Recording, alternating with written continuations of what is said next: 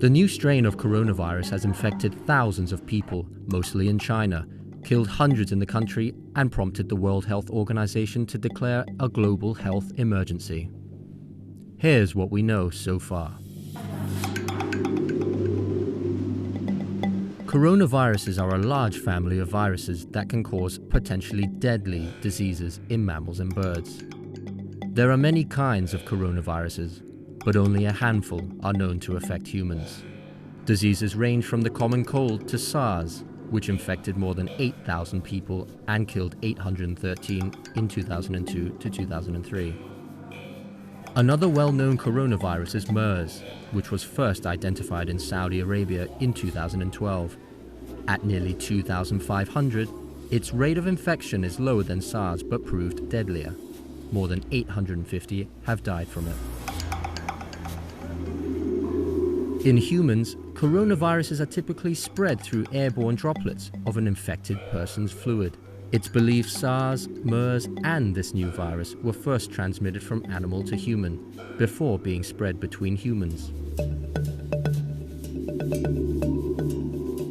It's believed this new virus, officially 2019 nCoV, was transmitted from an animal to a human at this seafood and live animal market in Wuhan, China.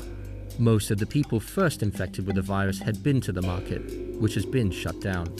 Since then, the virus has spread to others who had not been to the market. The number of human-to-human transmissions is rising.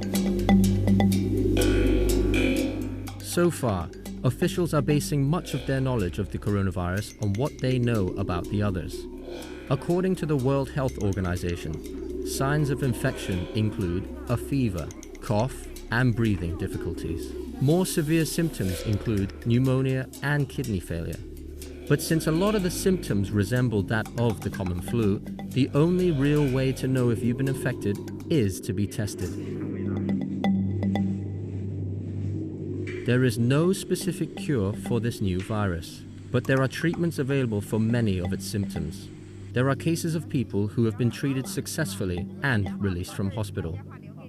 Antibiotics are not effective because they only work against bacteria, not viruses. But patients hospitalized for coronavirus may receive antibiotics because bacterial co-infection is possible.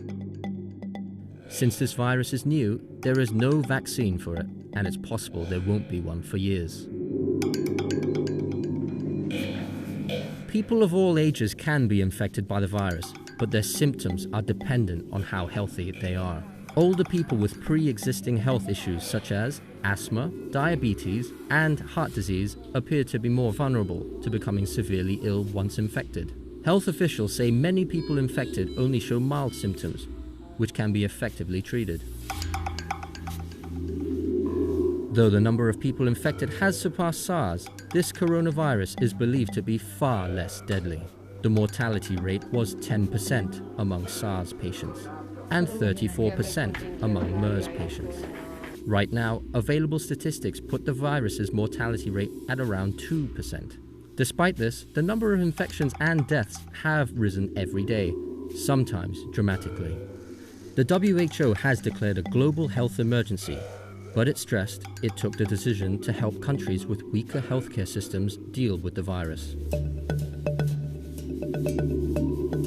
Wuhan, which is believed to be the epicenter of the virus, has been under lockdown since January 23rd. Other cities in Hubei province, of which Wuhan is the capital, are under lockdown too. Road, sea, and air traffic is highly restricted as Chinese authorities fight the outbreak.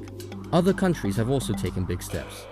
Some are denying entry to people who have recently traveled to Hubei province or other parts of mainland China. A few countries are requiring those returning from China to enter quarantine. Hong Kong has taken steps to reduce the number of people coming in from mainland China, but has stopped short of fully closing its borders. Health officials say the best way to avoid the new coronavirus is to take the same measures you would use to protect yourself against the flu. Avoid close contact with anyone with a cough or fever. Wash your hands thoroughly and regularly, and wear a surgical mask when going out. Cover your mouth when you cough or sneeze with a tissue and dispose of used tissues in a trash bin right after you use them. And if you start to feel ill or show any symptoms, see a doctor right away. Common sense and extra vigilance are the key to minimizing your chances of infection.